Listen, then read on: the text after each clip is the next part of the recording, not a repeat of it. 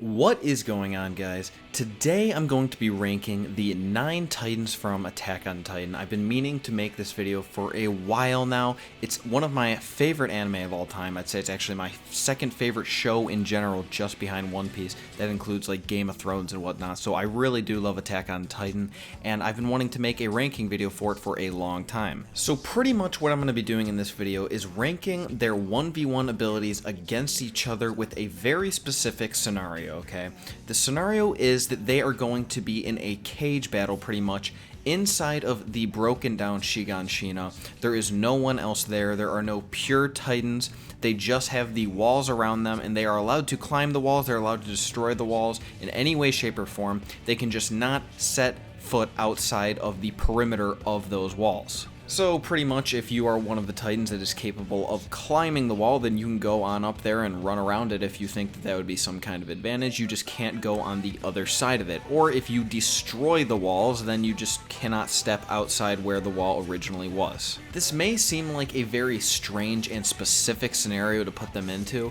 but I mean, in the Attack on Titan world, as we've seen throughout the arcs, there are so many different areas and terrains they can be fighting in, which completely give different Titans different advantages. I mean, even Ymir said, while she was in the forest with Reiner, Bertold, and Eren, that if she was to go Titan right there, they would be in some serious trouble because a forest is like the perfect place for her to be fighting in. So I think this is a pretty fair area for most people, and it will give advantages to a particular Titan that I think absolutely needs to have said advantage because we know so little about what it can actually do that I think is going to be critical. You'll understand what I mean when I get to that Titan in the video. But so once again, the rules are pretty simple. You can do anything to the wall except step foot outside of their perimeter, and it pretty much is just a battle to the death, I suppose. You have to eat or kill the other shifter. It's pretty simple. You can kill them in any way. It doesn't really matter. I think there's going to be a lot of important strategies going on here. Also keep in mind, I am talking about the Titans themselves and not actually the characters who currently wield them, and that means that I am giving them the full potential that they could possibly have. So for example, because we have seen that while Zeke is using the Beast Titan, I know that not everyone can do this, and he's only able to do it because of his royal blood, but because he is able to inject his spinal fluid into people and make them pure Titans, and to some degree control pure Titans, I will be saying that the Beast Titan can in fact do that in this video. This also applies to the Armored Titan, how originally Eren had absolutely no idea how to use hardening, but now he is more than capable of it. So anything that we have seen they are capable of doing, I will add that to their arsenal of abilities. So without further ado, let's get into this shit. Starting in last place, of course, I think almost everybody had to get this right. It's going to be the Cart Titan. I mean, what really can it do in a combat scenario? It doesn't get to have the machine guns, even though I just went on this whole thing saying if we've seen it able to do it, then okay. But I mean, realistically, you could put those things on any of the Titans, so no, that's not part of the actual abilities of the Cart Titan. And I mean, I'm not saying that it's useless at all. It's actually an amazing, amazing support Titan. It was able to do a lot in Shiganshina with Zeke, Reiner, and Bertold. It's just pretty much completely support. It has the most endurance of anyone. I mean, Peak actually said that she was in her Titan form for weeks on end.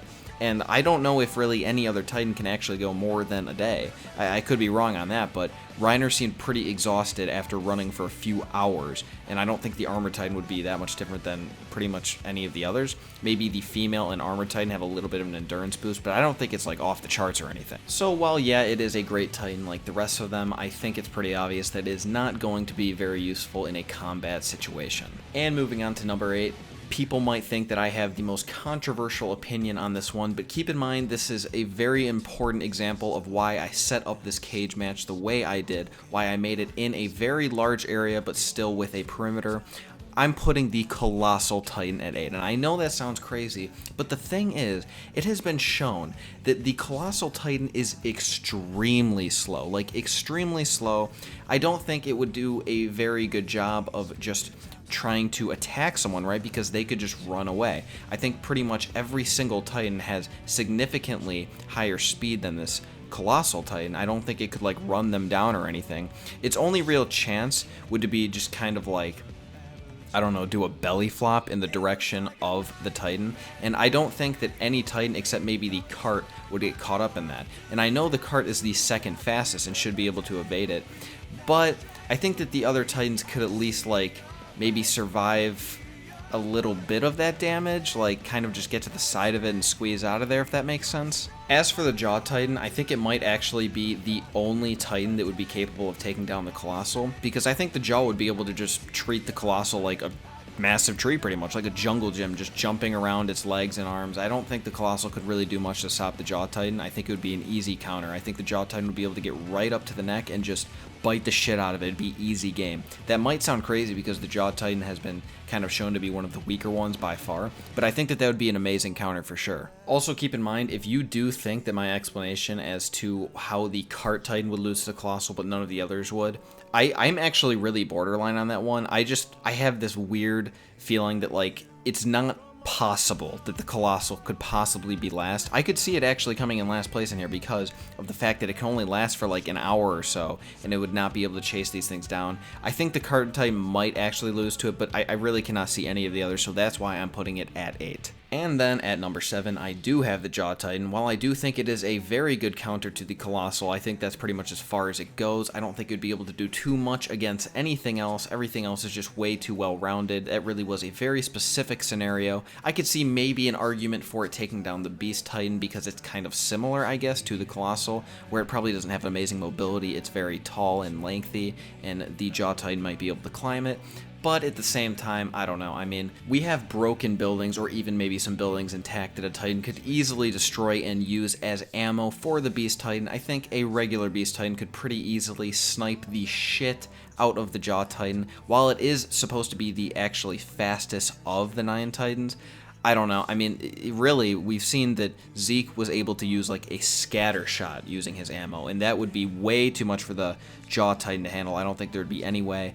I mean, I think really the Jaw Titan is extremely weak in comparison to the ones coming after it. It's just that the Colossal has a very weird situation going on with it being so slow, and the Cart Titan is just, I mean, come on, it's nothing like the other Titans. So I think the Jaw Titan does fit very well in the 7th slot. And then coming at number 6, I have the Beast Titan. I do think it's an extremely powerful Titan, but I don't know if its abilities would be that useful against a bigger Titan like the female and up.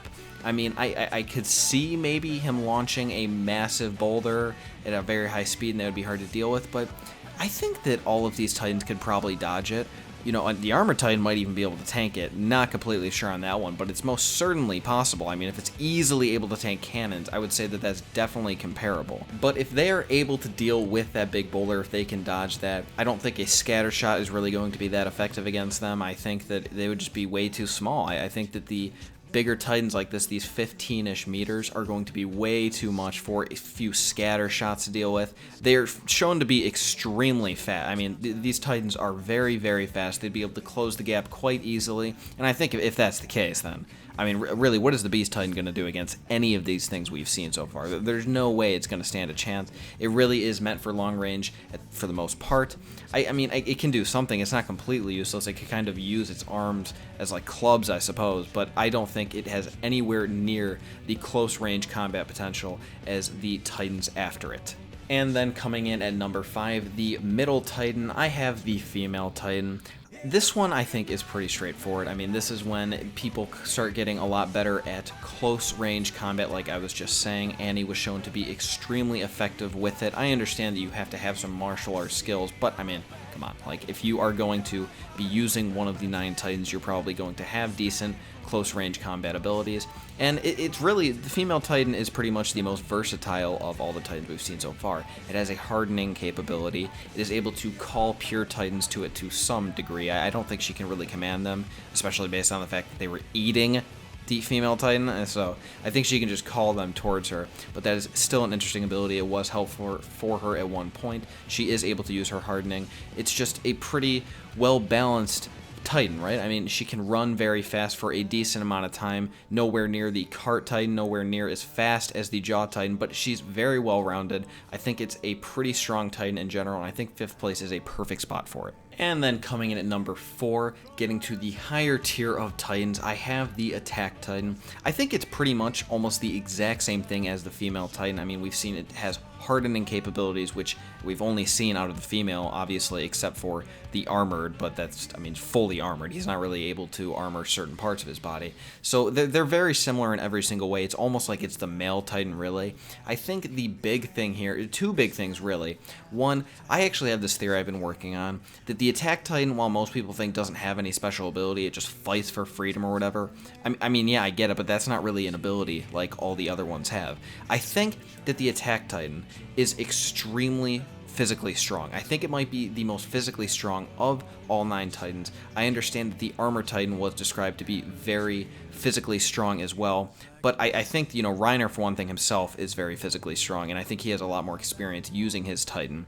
And I think when we're going to see Eren in the future, like we have more recently, he's just extremely physically powerful. I mean, even remember quite early on when he was sealing up the hole in Trost District, this guy was holding a ginormous boulder. I mean, this thing was so large, it doesn't really make any sense. It was almost like it was a plot hole at that point. But it really could be that his Titan just does have extremely high physical strength. I could even be fine with the idea that maybe he is only able to use this extreme physical strength for a certain period of time. It's like an ability you have to turn on, much like other Titan abilities, like the hardening ability. It's not like it would be completely far-fetched for this to be the case. I think it's pretty much on par with the female Titan in every way, shape, or form, except maybe she can, to some very, very, very weak degree, control pure Titans, and the Attack Titan has this extreme physical strength. I think that's the only real difference for them, and then in a combat situation, I'm definitely going to give that the Attack Titan the number 4 spot there. And then coming at number 3, my favorite Titan, one that I think is always underrated for the weirdest reason in a ranking kind of like this. I think the Armored Titan comes in pretty well here. I mean, like, it's the Armored Titan. It's perfectly fit for battle, right? It did a very good job of taking down Eren. He did technically lose, really. I mean, Eren would have, by all accounts, defeated him at some point.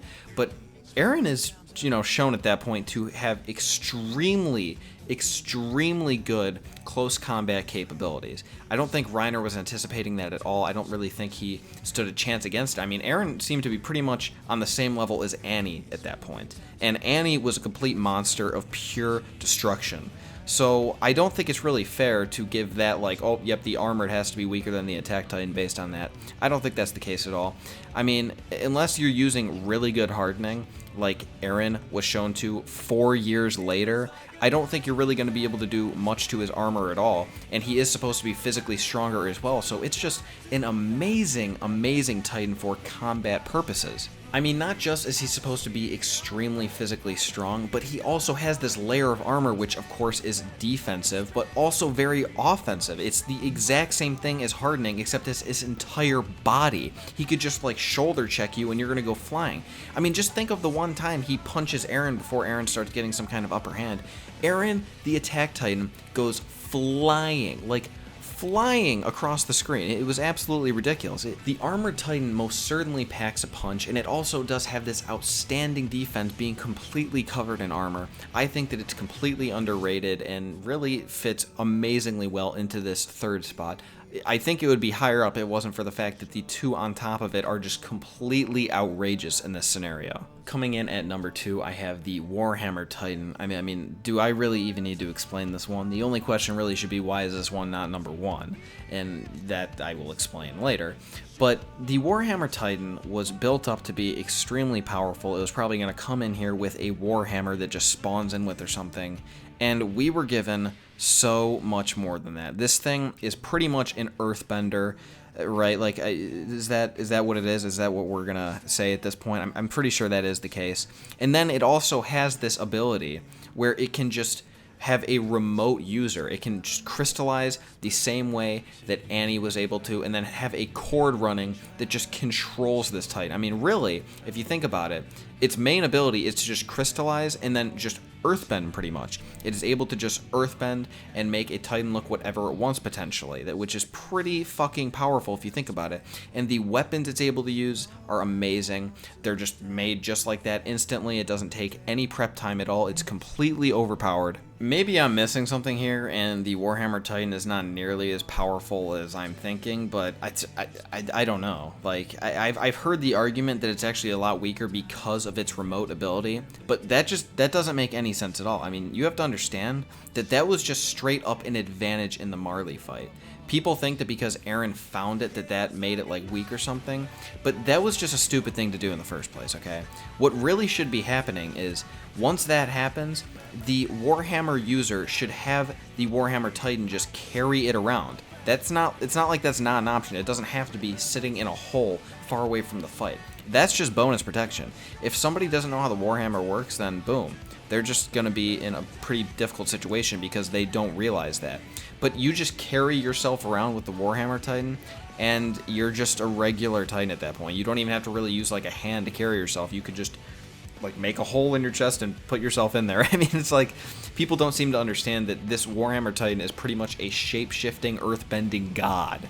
And it's completely ridiculous. I would be very surprised if a lot of people disagree with me. I think it has to be at the number 2 spot here. And then coming in at number 1, of course, it has to be the Founding Titan. Remember, you're probably going to say, well, this only works if you have royal blood, but I'm saying that all of these Titans have all of their abilities unlocked. We are assuming pretty much a royal blood user is using them, so the Founding Titan has to be the most powerful. And maybe, we're in a situation, like if we're in Marley, then there's not really going to be any Titans to command.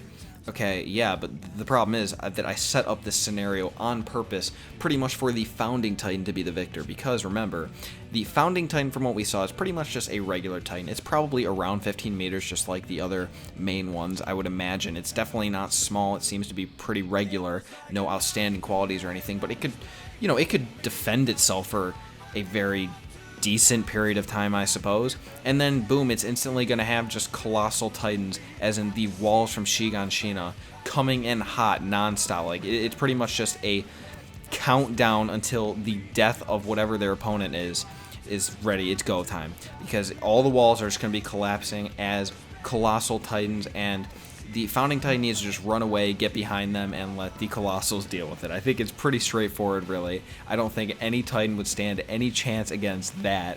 And yeah, I mean, come on, who's really going to argue with that? It has to be the Founding Titan. So that's pretty much all I have to say for this ranking. I think that they were pretty reasonable. I don't think any of them, except maybe the Colossal, are going to upset people. I have to say, all of my Attack on Titan videos that I've made get almost no views, which, I mean, I understand because I'm mainly a One Piece channel, but at the same time, I make a lot of different videos about different shows besides One Piece, and they get a decent amount of views, less than the One Piece ones, but nothing like my Attack on Titan videos. I mean, some of them have yet to break 1,000 views. It's so demoralizing because Attack on Titan is my second favorite series. I love it so much, and I wish that more people would too. Whoever does watch this video, I know there is a decent amount of you. If you would like to get more into Attack on Titan, check below in the description. There is a link to my Discord. While it is mainly people there to talk to me about One Piece, I also have 2 channels specifically dedicated to Attack on Titan, one for manga and one for the anime. I mainly hang out in the manga one because obviously I've read the entire thing. I don't want to go and spoil anyone in the anime one. I would love to see more people there. Right now there's only like 6 or 7 people decently active in it, where my other One Piece channels have like, I don't know, 50 people at all times active in it. And it's sad because I love it so much, and I'd like to talk about this kind of stuff with you guys because there's so many theories about this beautiful, beautiful series. If there were more of us, I think we could come up with some great ideas, different theories. Maybe I can make videos on, make a little bit of a Attack on Titan community within my community. So if you do want to be a part of that, make sure you do check the description, click on the Discord link, and get in there. Send me a DM if you want to let me know that you are here to talk about Attack on Titan. I will meet you in the Attack on Titan manga channel, and we will talk about it all day. Let me tell you, I could go on about Attack on Titan all day, so make sure you do that. If you enjoyed this video, remember to give it a thumbs up and subscribe if you haven't already. Remember to leave me a comment letting me know what you thought about this video, if you enjoyed it, if you thought that these rankings were completely ridiculous, they made no sense. The Colossal should be the strongest Titan besides maybe the Founding. I personally don't think there's any way. I think it's way too slow, but let me know what you think. I hope you guys have an excellent rest of your day. You're having a fantastic weekend, and I will talk to you on Sunday.